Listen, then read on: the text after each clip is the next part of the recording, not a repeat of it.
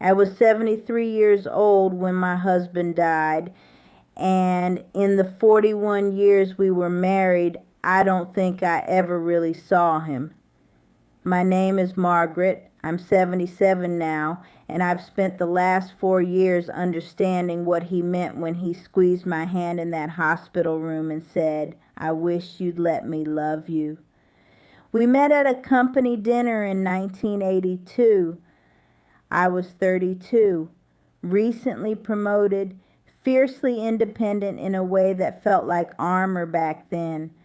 Richard was quiet, thoughtful, the kind of man who listened more than he spoke. He asked me about my work, and I remember feeling surprised that he seemed genuinely interested. Most men weren't, not really. When he asked me to dinner the following week, I almost said no. I built a life I was proud of, and I wasn't sure there was room in it for someone else. But I went, and then I went again. And somewhere in those early months, I fell in love with his steadiness, the way he seemed unbothered by my sharp edges and long hours. We got married in a small ceremony, just family, and I remember thinking I'd made a good choice, a practical choice. Richard was dependable, kind, easy to live with. He didn't demand much from me, and that felt like a gift. What I didn't realize then was that I'd brought my armor into the marriage with me. I'd spent so many years proving I didn't need anyone, proving I could handle everything on my own, that I didn't know how to stop. Richard would offer to help with things and I'd wave him off. He'd suggest we take a trip together and I'd say I was too busy with work. He'd reach for my hand while we were watching television, and I'd get up to make tea or fold laundry or find some other task that needed doing. I thought I was being strong. I thought independence was the same thing as strength, and I wore it like a badge. I made good money, managed our household efficiently, kept everything running smoothly. I was proud of that, and Richard never complained. He went to work, came home, asked about my day, kissed my forehead before bed. For 41 years, that was our rhythm. There were moments, small ones, where I could feel him trying to get closer. He'd plan a special dinner, and I'd complain about the mess in the kitchen afterward. He'd want to talk late into the night, and I'd say I was tired. I had an early meeting. Once, maybe 15 years into our marriage, he bought me a necklace for my birthday, something delicate and beautiful. And I remember thinking it was impractical. I wore it twice, maybe. I see now that every time he reached out, I stepped back. Not dramatically, not cruelly, just consistently. Like a door closing inch by inch until one day you realize it's been shut for years. He got sick quickly, pancreatic cancer. They gave him 6 months and he made it 4. In those final weeks, I took care of him the way I took care of everything else in my life, with efficiency and competence. I managed his medications, kept the house quiet, made sure he was comfortable. I thought I was doing everything right. I thought I was being a good wife. The day before he died, I was sitting next to his bed, and he opened his eyes and looked at me with such clarity it startled me. He'd been foggy for days, the medication dulling everything, but in that moment he was fully present. He reached for my hand and held it with what little strength he had left, and he said, "Margaret, I wish you'd let me love you." I didn't understand at first. I said something foolish about how, of course, he loved me. We'd been married for decades. But he shook his head slowly, and his eyes were so sad. He said, "I tried, God knows I tried, but you never let me in."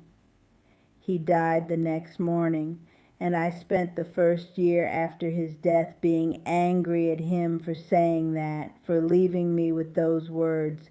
How dare he suggest I hadn't let him love me?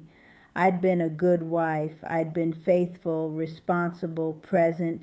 I'd taken care of him when he was sick. What more did he want? But anger only lasts so long before it starts to crack, and underneath it was something much worse. It was the slow, terrible realization that he was right. I started thinking about our marriage differently, not as a list of tasks I'd completed, but as a living thing I'd slowly starved. I thought about all the times he'd tried to connect with me and I'd chosen something else instead. The vacations I'd been too busy for, the conversations I'd cut short, the physical affection I'd brushed away because I was doing something I deemed more important. I thought about that necklace, still in its box in my dresser drawer, and I finally understood what he'd been trying to say with it. He'd been saying, I see you, I want to celebrate you, I want to give you beautiful things. And I'd been saying, I don't need beautiful things, I don't need you. The hardest part was realizing that he'd known. For how many years had he known that I was keeping him at arm's length? And he'd stayed anyway, loving me as best he could through the walls I'd built. He'd made peace with less than he deserved because he loved me, and I'd been too proud and too scared to give him more. I was scared. I understand that now. I'd grown up watching my mother lose herself in my father's needs and wants, watching her become smaller and smaller until she was barely there at all. I'd sworn I would never do that. I would never need anyone the way she needed him. I would never be vulnerable like that. So I built my life to be impenetrable. And when Richard came along, I let him stand next to it, but I never let him inside. What I didn't understand then was that there's a difference between losing yourself and letting someone love you. There's a difference between dependence and intimacy. I could have kept my strength, my independence, my sense of self, and still let my husband hold my hand without pulling away. Still let him plan a trip without filling the time with work. Still worn the necklace he bought me because it made him happy to see it on me. I think about the life we could have had if I'd understood that sooner.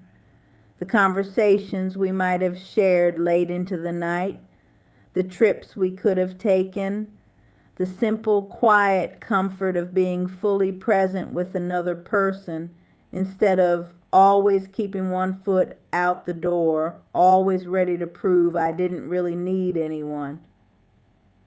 I live alone now in the house we shared for 4 decades, and it's clean and organized and runs smoothly, just like always. But some mornings I wake up and the silence is so heavy I can barely breathe. I make my coffee and I sit at the table where Richard used to read the newspaper.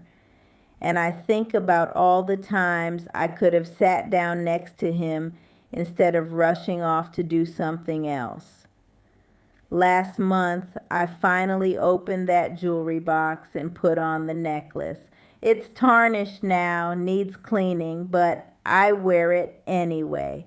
I wear it because he chose it for me, because he was thinking of me when he saw it in whatever store he found it in. I wear it because it's a small, tangible piece of the love I spent 41 years deflecting. If you're listening to this and you have someone in your life who's trying to love you, I want you to understand something I learned too late.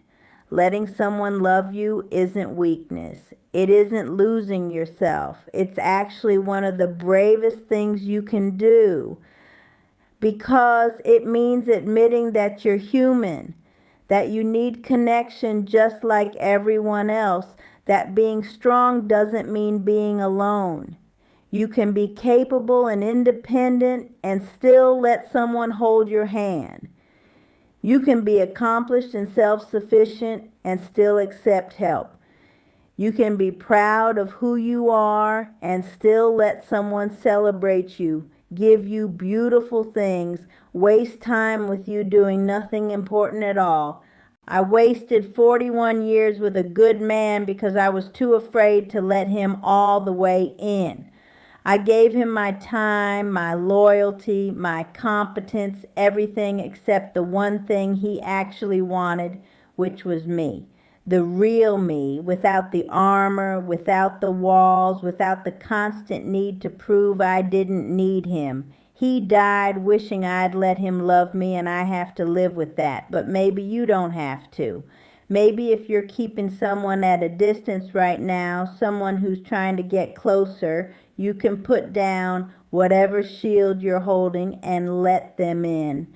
Not all the way at once if that's too frightening, but inch by inch, breath by breath, until one day you realize you're not alone anymore. Until one day you understand that being loved doesn't make you weak, it makes you whole.